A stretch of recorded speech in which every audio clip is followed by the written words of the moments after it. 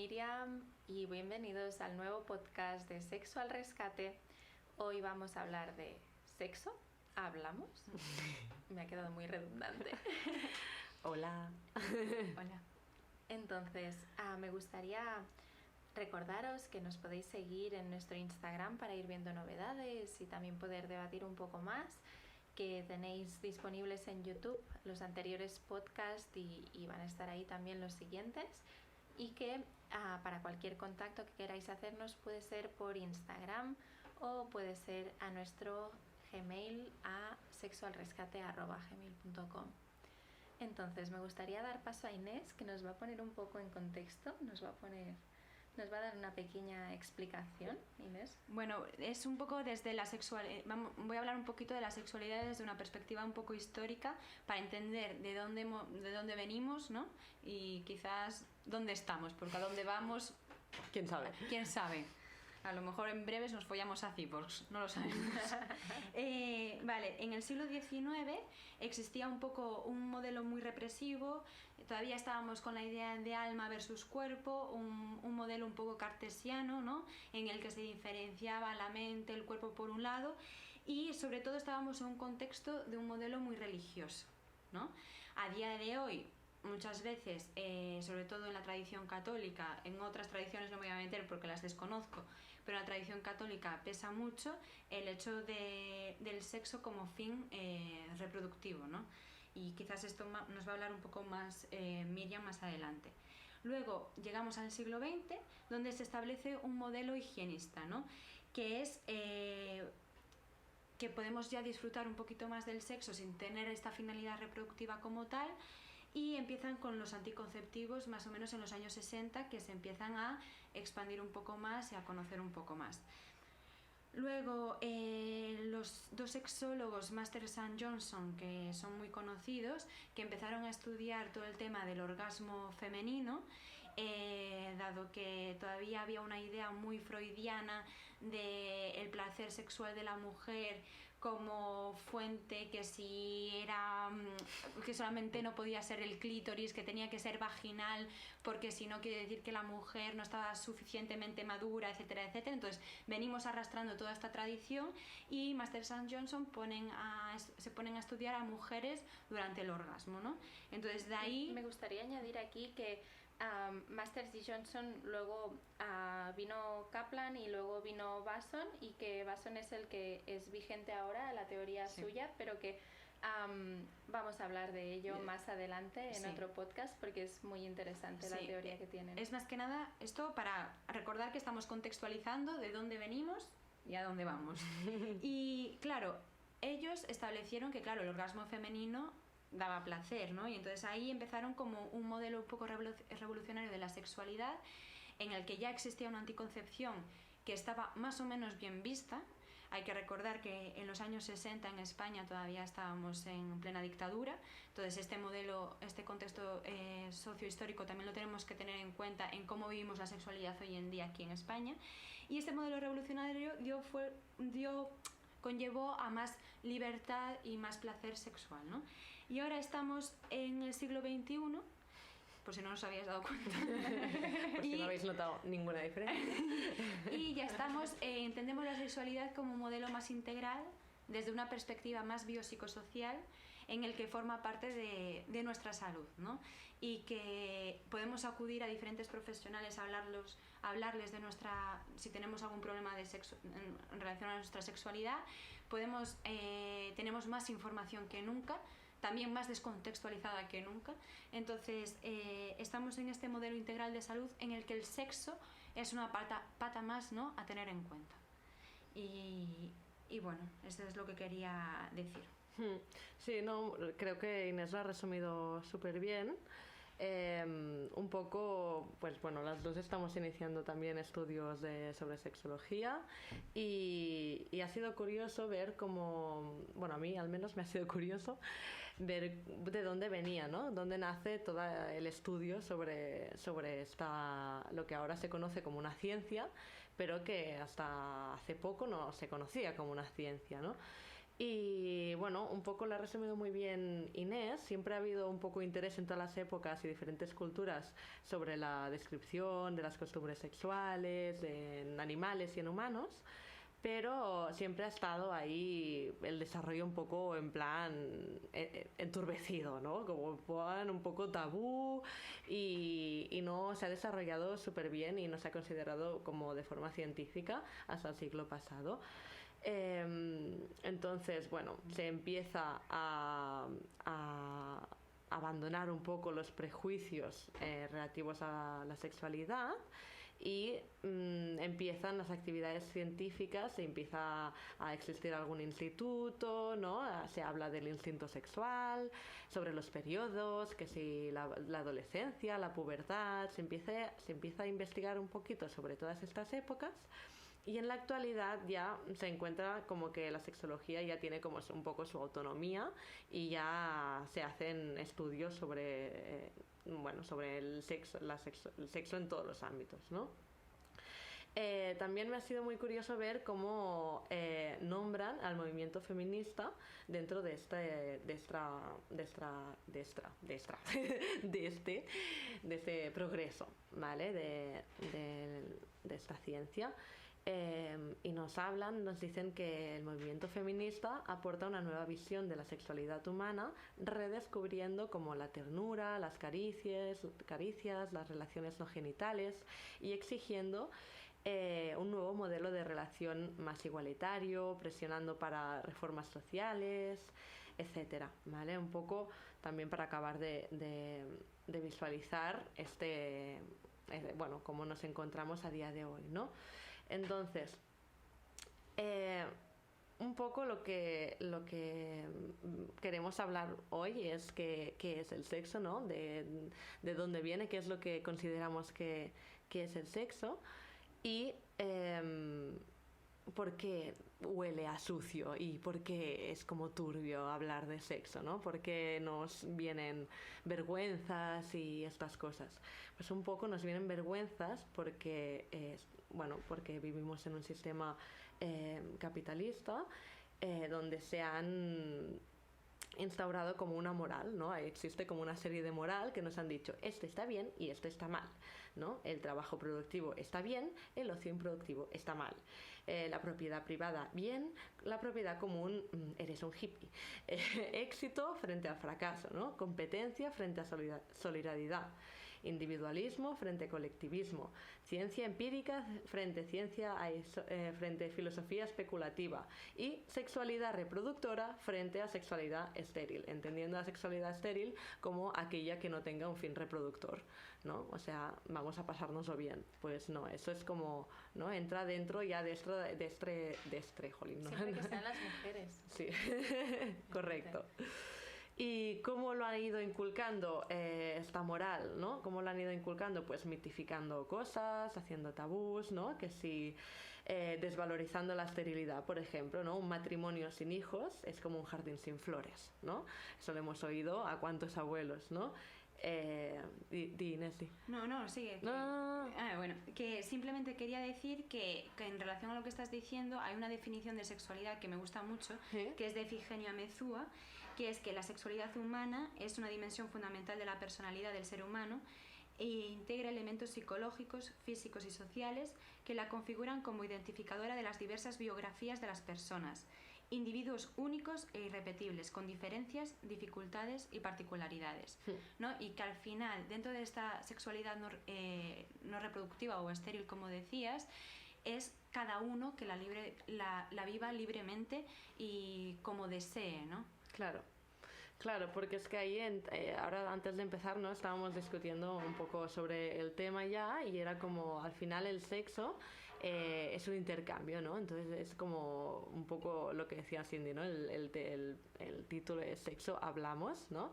Como vamos a hablar porque vamos a intercambiar lo que para ti sea algo sexual. Puede ser una caricia, puede ser un toque amoroso, puede ser un beso, pueden ser tantas cosas, sexo, ¿no? O sea, puede ser una mirada. ¿Qué piensas, Cindy? Estoy pensando que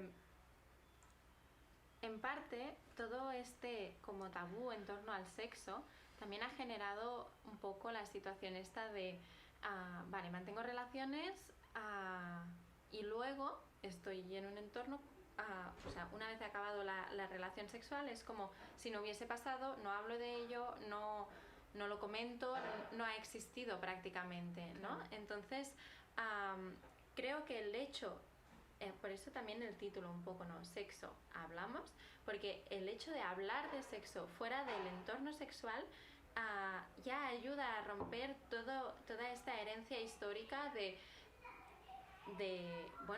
la religión, de tabúes, de todo lo que nos ha hecho cerrarnos. O sea, es tan importante además el poder sentarme con mi pareja o con quien sea, aunque sea alguien que acabo de conocer. No tiene por qué ser unirme directamente a la cama, puedo hablar de algunas cosas antes de... O sea, y referentes al sexo. Y hablar con terceras personas de sexo, porque al final es que es como... Para mí, es junto con los gatos y hablar de la regla, es uno de mis temas favoritos de conversación, sinceramente. Porque y la caca. Y la caca, porque al final... Que de todas, por eso estamos haciendo esto. Exacto, pero es como, ¿por qué la gente se incomoda cuando hablas de sexo? Si es que al final... Todos, menos la gente que ha sido fecundada in vitro, que ahí ya no entro, todos venimos del sexo, claro. ¿Sabes? Pero y aún así sigue siendo sexo. Aún así sigue siendo sexo, evidentemente. Pero que al final es algo tan común que gracias al sexo que han practicado todos nuestros antepasados estamos aquí, que es como pasar de puntillas sobre esto es como un poco ridículo, ¿no? Y al final forma parte...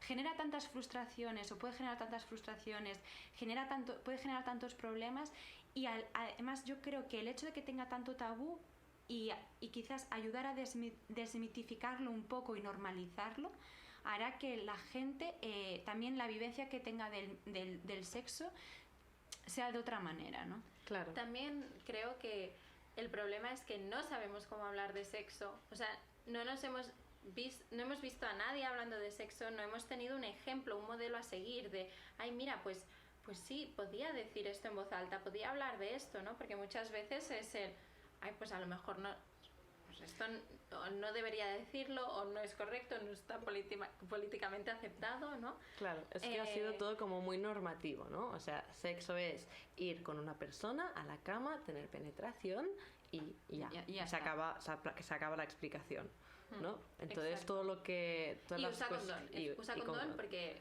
obviamente yo le enseño a mis hijas y obviamente les he hecho educación sexual, yo les he enseñado a que se protejan y que utilicen condón. En las ITS. O sea, dejemos ya de pensar que la educación sexual es decirle a los hijos que utilicen condón. No, que está muy bien, ojo, pero además hay otras muchas cosas, porque parte de la educación sexual también, que ya quizás entraremos en otro podcast más en profundidad y quizás podríamos contar con una psicóloga infantil que nos podría ayudar, ¿no? Sí. Sería también el hecho de conocer el propio cuerpo, ¿sabes? Claro. Aprender a explorarse, ¿sabes? Y aprender a tener enseñar que tienes derecho a una intimidad.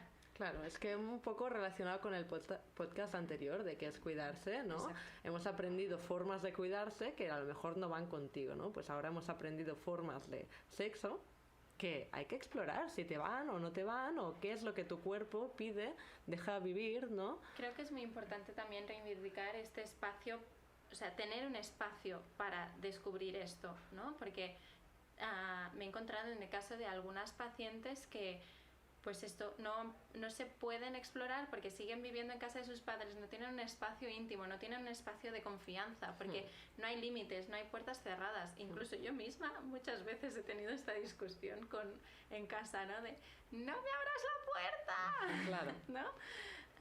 ¿Y cuántas vivencias, ¿no? nos han contado de castigos, ¿no? sobre el sexo? O sea, cuántas chicas y chicos a lo mejor también se les ha castigado, se les ha dicho no te toques, ahora no no. toques, esto es caca. Caca. No, esto es malo. ¿Cómo que caca? En vez de a lo mejor enseñarles a crear su espacio íntimo para explorar, se prohíbe, ¿no? Desde un principio y realmente vivencias de castigos duros por masturbarse, ¿no? Entonces... Sí.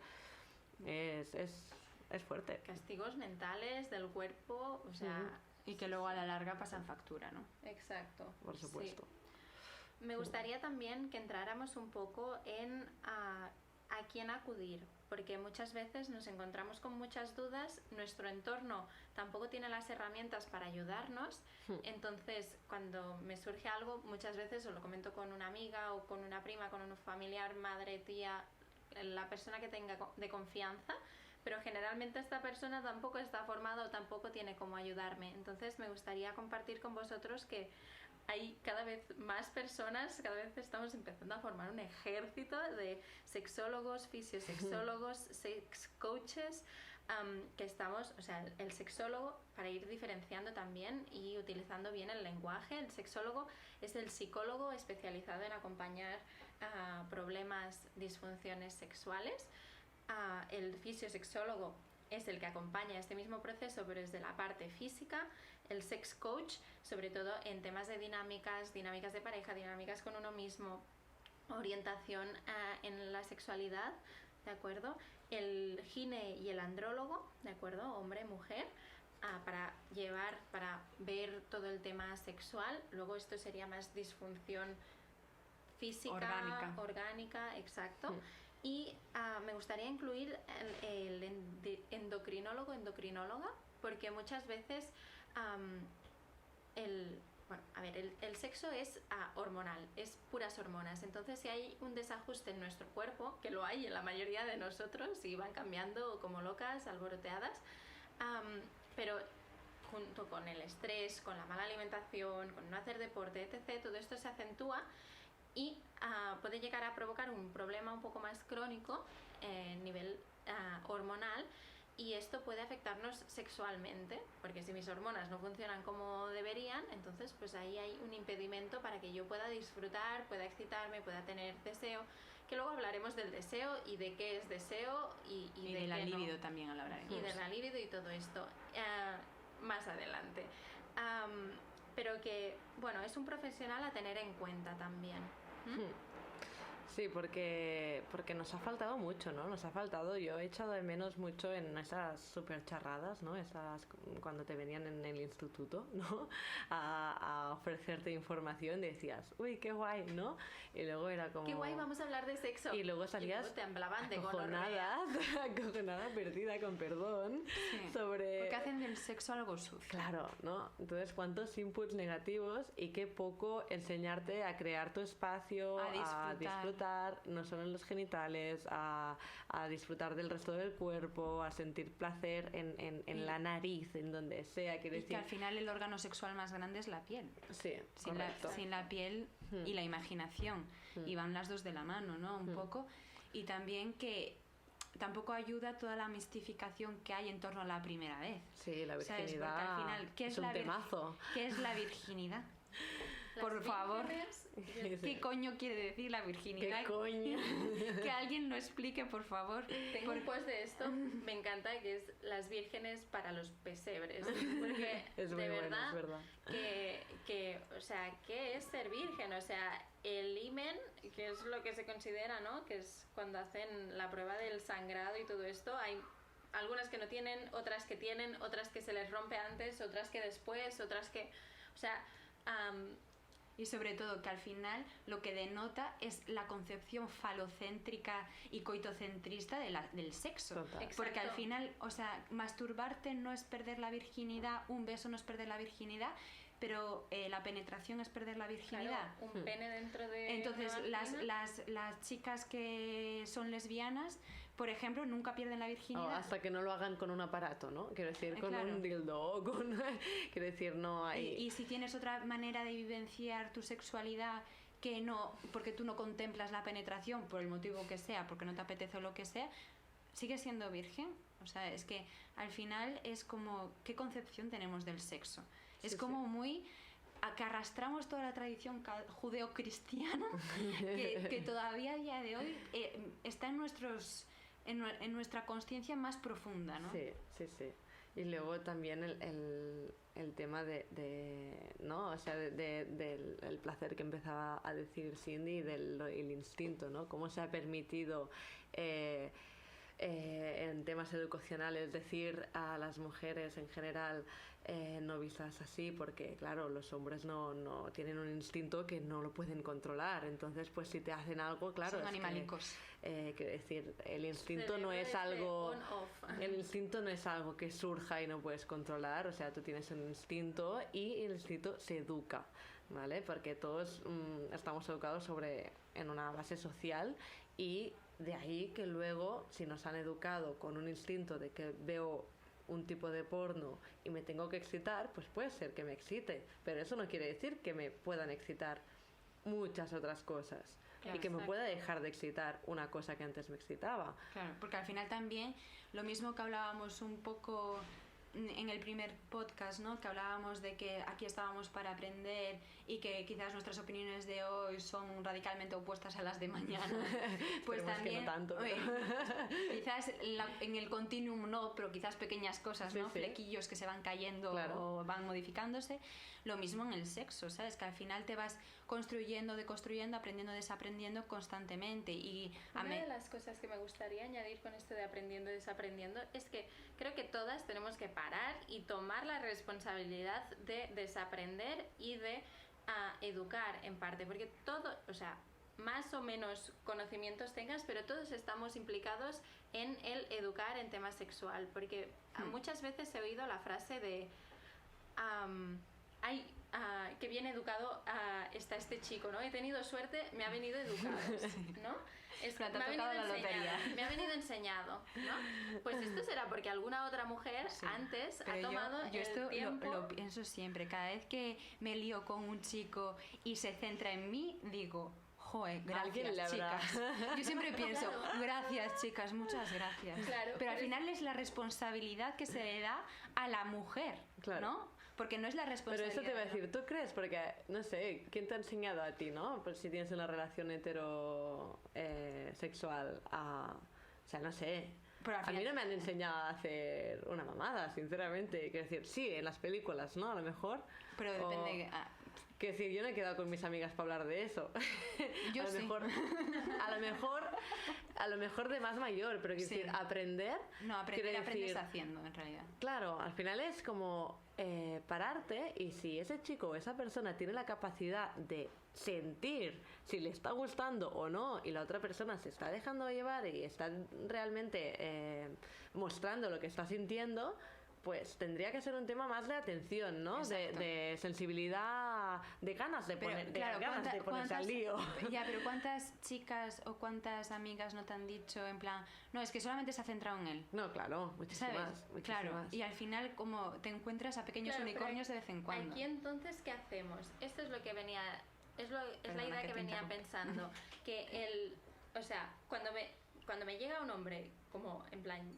ya enseñado o ya gran parte trabajada, que se puede seguir trabajando siempre, y siempre aprenderemos. Es como, gracias chicas, pero cuando me viene un chico que no, o sea, no es como qué mala suerte, o sea, es mi responsabilidad también hacer... Bueno, y su responsabilidad. O sea, y su responsabilidad compartida, pero hacer valer lo que a mí me interesa y lo que a mí me gusta y lo que a mí me place, y a través de yo expresar esto, él aprenderá. Claro, es un poco, a mí me mola el motivo de vamos a responsabilizarnos de mutuamente, placer. Claro, exactamente. Estamos hablando también muy heteronormativo. Sí, esto, no, pero se puede aplicar a cualquier tipo de relación. Sí. O sea, que al final que también el atreverse a pedir es súper importante, pero para atreverse a pedir primero hay que conocerse. Claro. Porque si no te conoces, no sabes lo que quieres tampoco. Claro. ¿No? Y que también puedes investigar.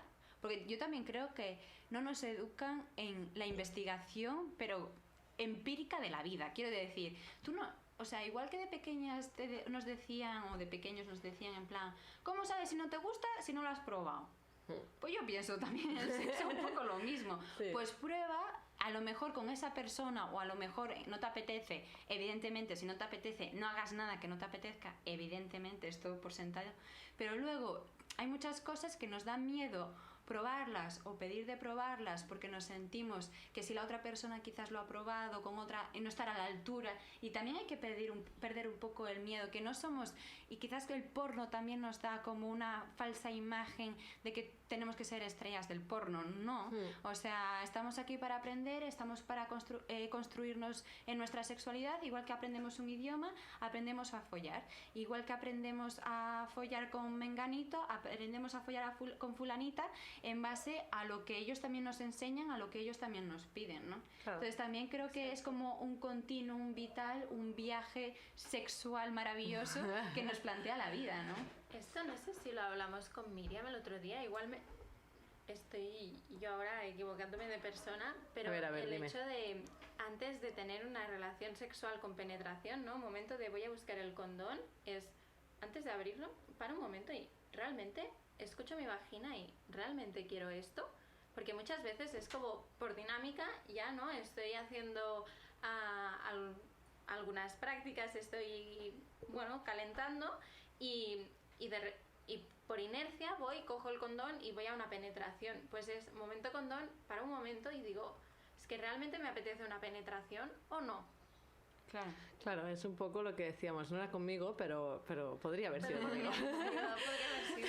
No pero sé sí, o sea, ¿no? Lo que decíamos antes, ¿no? Como hemos aprendido la norma, ¿no? Quiero decir, la norma de que sexo es un coito con penetración y que ya está, y que si no hay penetración no hay. Pues eso se nos ha ido inculcando, entonces la tendencia es tirar así, pero a lo mejor yo creo que cada vez que nos vamos haciendo más mayores y lo vamos compartiendo más con diferente gente, te das cuenta que lo que hemos aprendido como preliminares es sexo. Es sexo. Y es un sexo maravilloso y se puede disfrutar con eso perfectamente al empezar, al durante y al acabar, y no hace falta una penetración normativa. Y aparte que en todo el tema del sexo y para todo en general es súper importante el lenguaje que utilizamos, ¿no?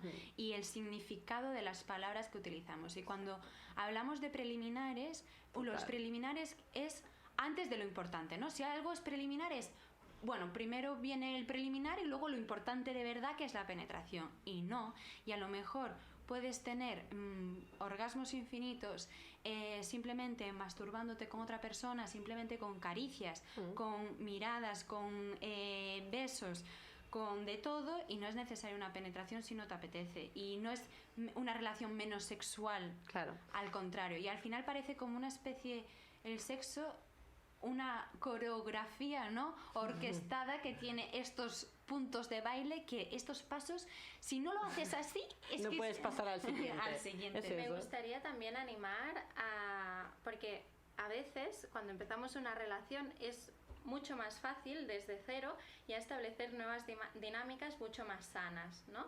Pero que esto no es solo para un nuevo inicio. Aunque estés en una relación que ya lleves tiempo, si identificas estas situaciones, pues es momento de que te pares y que intentes hacerlo mejor. O sea, que no es tarde, aunque ya lleves 1, 5, 10 años, 20, los que sean, y que llevéis estas dinámicas, pues a lo mejor es el momento de parar, ¿no? Incluso para quitarte esta responsabilidad, ¿no? Porque a veces es, bueno, voy a hacer solo preliminares y luego basta, me voy a sentir mal, ¿no? Pues hablarlo antes con la pareja y decir, consensuarlo. Mira, hoy me apetece que hagamos un montón de cosas, pero no va a haber penetración, ¿no? Quizás ahí también, o sea, toda la filosofía que hay detrás del tantra y todo esto también puede ayudar bastante a tener una nueva perspectiva un poco sexual, ¿no? Simplemente el hecho de, si es una relación sexual entre dos personas, por ejemplo, simplemente sentarse mirándose, pero mirándose con deseo, ya forma parte de un ritual sexual, ¿no? Y que no haya tocamiento, que no haya ningún tipo de caricia, luego que haya caricias, luego que haya, y poquito a poco ir construyendo un nuevo modelo de relación sexual. Y esto es lo que dice Cindy, o sea, puede ser a lo largo de toda la vida, y aunque lleves con tu pareja 55 años, o sea... Yo creo que además no o sea, que ya no es ni cuando estés cansado de tu rutina, es como, ¿qué puedo hacer más allá, no? Claro. O sea, al final el tantra te enseña como a abrir, a descubrir otros sentidos, y es como,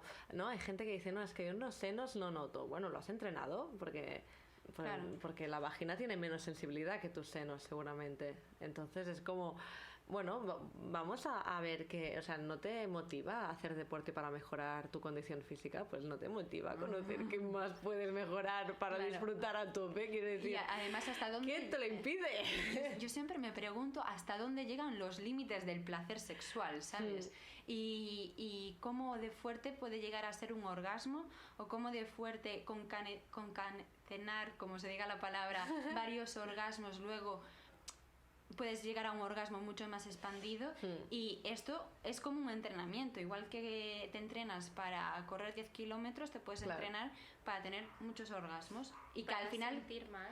que el orgasmo tampoco es el fin del sexo. No, Correcto. obviamente. Os vamos a colgar, ¿no?, varios libros de sexualidad y de tantra y de todo esto en los recursos en el Instagram, que seguro que vais a aprovechar un montón. Iba a decir algo y se me ha ido. Vamos a hacer un poquito de resumen. Bueno, recapitulando, hemos hablado un poco del contexto histórico, lo que nos ha traído hasta aquí, ¿no?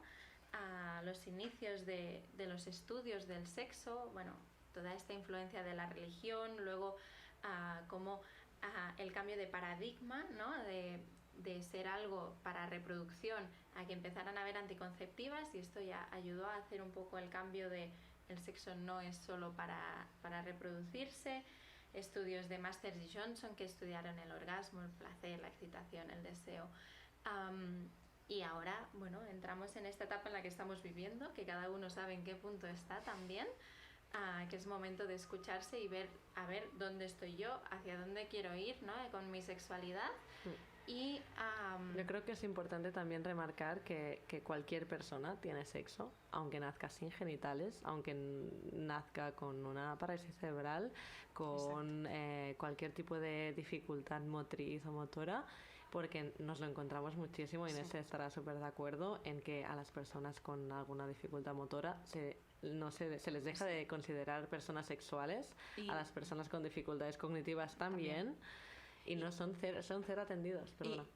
Que digo que no lo dijimos al principio de este podcast, pero evidentemente todo el mundo, tiene sexo y puede vivir el sexo, y es más, tiene derechos sexuales, que esto podríamos hablar en otro podcast también de los derechos sexuales inherentes al ser humano, ¿no? Independientemente cuál sea tu condición socioeconómica, física, psíquica, etcétera, etcétera, ¿no? Y por supuesto esto va dirigido a todas las personas, y animales del mundo. al final es, créetelo, te mereces este sexo, este placer. Sí. Claro. Es como vamos a dejar, ¿no?, lo turbio en otra era. Exacto. Y vamos a enfocarlo a Y lo con bonito. claro, una mirada limpia, y que todo el mundo Y tenemos un repítetelo cuerpo hasta que te y lo podemos creas. disfrutar de él. Sí, sí. Y bueno, pues hasta aquí el podcast de hoy, ¿de acuerdo? Os recuerdo que nos podéis seguir en Instagram si os habéis quedado con ganas de más, o si queréis hacernos alguna aportación, alguna pregunta. Y también podréis ver los podcasts en YouTube, y podéis contactarnos a través del email sexoalrescate@gmail.com. Un abrazo muy grande. Adiós. Adiós.